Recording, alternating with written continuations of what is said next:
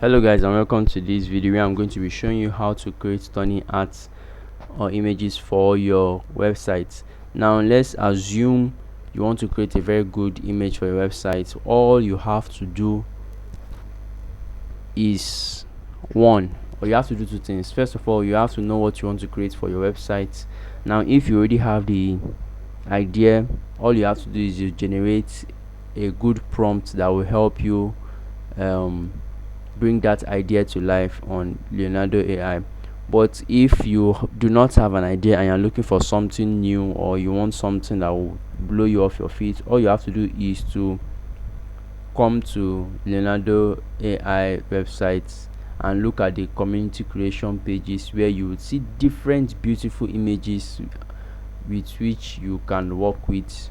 Now you can see a very good image. This is a very inspiring image, and you can just scroll down and see how beautiful the list is, or the images are, and then you can create one or select one and edit that one to be yours. Now you can see the image for this. You can copy this and edit it, or